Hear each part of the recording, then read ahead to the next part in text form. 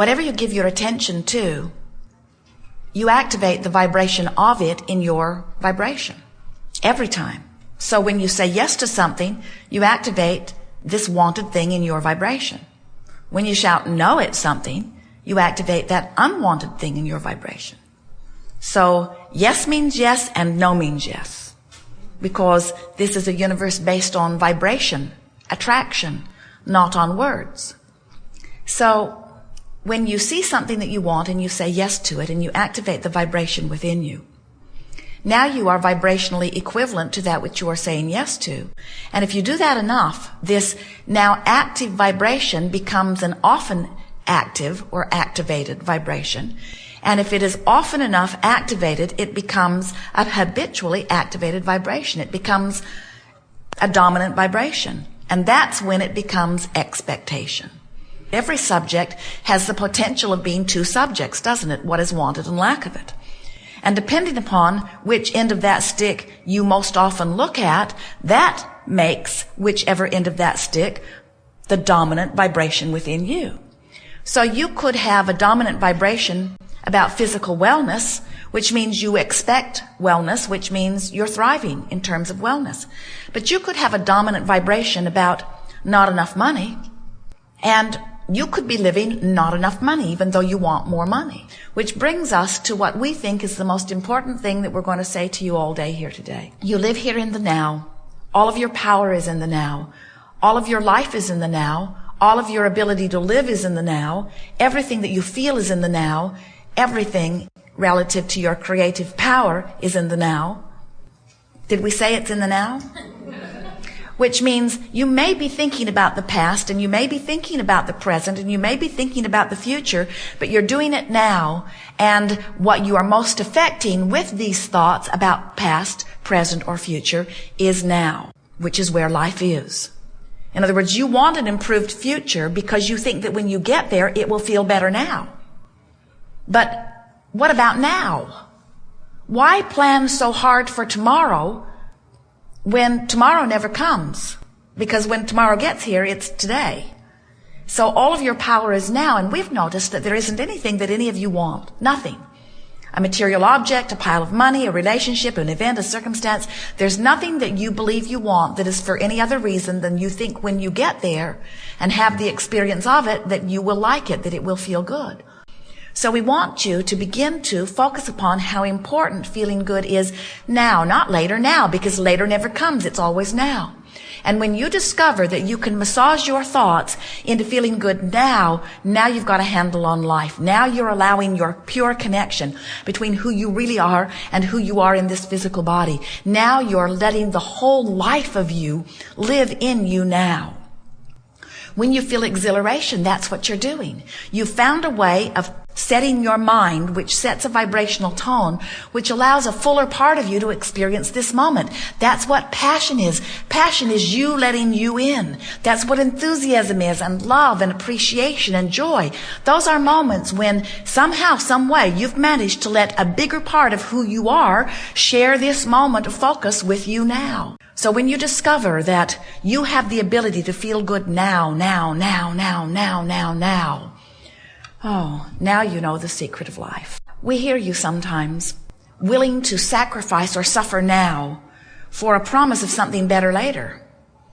And we want to say to you, never squander now for any reason whatsoever, because it's not possible to have an unhappy journey to a happy ending. It cannot be. It's illogical. It is vibrationally illogical. It is illogical in terms of law of attraction. It is illogical in terms of the laws of the universe. It never happens that way. Don't get confused. You cannot feel bad about something and have it turn out good. You've got to start feeling good about it before it begins to turn around. So sometimes you say, well, how do I feel good about something that has already turned out bad? And we say, you have to understand, nothing has turned out. And you say, well, it feels pretty turned out to me. The person I loved went away, or the person I loved died. That seems pretty final. How do I turn that one around, Abraham? You say to us. And we say, you never get it done and you can't get it wrong. And when you understand that your constant quest is for that of joy, and that you have access to thoughts that will give you joy now, then you come to understand that there isn't anything that you cannot turn around. But you've got to make your journey quantifiable or understandable before you can tell which end is up, which direction you're going. As Jerry and Esther travel across the desert from Phoenix to San Diego, it's easy to know which direction to go. They want to go west. The sun tells them that. And if it's nighttime, Magellan tells them, or the compass tells them, or the highway signs tell them. It's not hard to tell which way they're going on the highway. So they set a reasonable speed, get pointed in the correct direction, and trust with strong belief, with absolute expectation, that they will arrive at where they're wanting to be. The journey is quantifiable. But if you are on a path from sickness to wellness, that journey is not quite as quantifiable. People say, come this way, try this medicine, try this surgery, think these thoughts, do these things, have this heredity in your background. Oh, you've eaten that all your life? No chance for you to be well now, they will say. Oh, you smoked those cigarettes? Well, it's no wonder you're sick. You've damaged your body irreversibly, they say. And so you have all of these voices. It's no wonder you are lost in the desert, because you're pulled this way and this way and this way. You try this and this. I want to be more slender. Oh, well, then eat this and don't eat this and don't eat this and don't eat this and don't eat this and don't eat this. It is no wonder you are lost in the desert. The journey is not quantifiable. There is a range of feeling, and if you will get a handle on the feeling, not getting hung up on the word so much, but get a handle on the feeling and decide today that in every conscious moment that you can, you're going to do your best to find the best feeling thought that you have access to, which means you're going to try to soothe yourself into a better feeling place. We've been teasing Esther and enjoying something that she has been enjoying, and we offer this to you in fun, but it makes a very good point. Sometimes when Jerry and Esther are traveling, for example, there is this sense of competition about who's right, who chooses the best path, or who knows how to hook the car up in the most efficient way. Esther likes to wait until they have a nice straight place where she can put the car right behind the motor coach, because the hitch is very tricky. You can't go backwards with it. It has these flexible arms at first that must lock into place so that when you turn, it holds the car in the right angle. And at first, they're not locked in. You have to sort of pull forward to get them locked in. And they've had a few occasions where they've tried to hook it up on a campsite where there was too short of distance to pull forward, where they needed to make their turn before it was locked in, which is a problem. Often they had to unhook the car and look for a better way of going about it. So Esther is always wanting to look for a nice straight place, and Jerry is hoping and wanting to hook it up right where it sits on the camp spot because it's just more efficient. And so they sort of teasingly argue with one another about it. And Esther realized, as Jerry was hooking it up on the campsite the other day in Boston, and she walked around to the front of the coach and she thought, we have to turn very quickly here. I hope he's right. I hope he's got it lined up right. And then she thought, I hope we have trouble with this. And then she began to laugh because she realized that she was more interested in being right than she was in things going well. And then she pondered that and realized that that happens with a lot of us, she said, when we feel like we are in competition for virtue or for knowledge or for smartness or for the best grade. In other words, we become so programmed to compare ourselves to others and be right that sometimes we give up what matters more, which is things going well. Your world seems more bent on being right than it does in getting along. It seems more interested in discovering who has the right religion or the right truth than it does in allowing the diversity and just getting along. And so we say it's an epidemic of extreme proportion in your humanity these days, where you have lost sight of what really matters, which is how I feel right now, which is how well connected I am with my source, as you are vying for a competition of appropriate behavior as assigned by some other criteria that keeps moving around on you.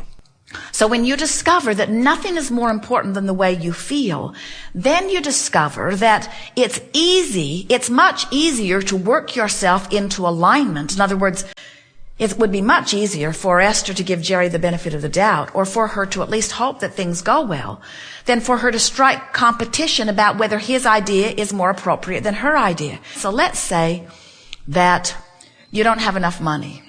And you haven't had enough money for quite a long time. And there are things that you want to buy that you haven't been able to afford. And things that you need even that you haven't been able to afford. And your children are asking for things from you, or maybe your parents are wanting some help from you, or you're wanting to take a vacation that you can't afford. In other words, something has happened that has activated your awareness that you don't have as much money as you want or need. So you feel critical of your spouse for not having made better decisions, which gets you nowhere because those decisions can't be taken back or changed right now, this red hot minute. Or you criticize your own employer for not giving you a big enough piece of the pot.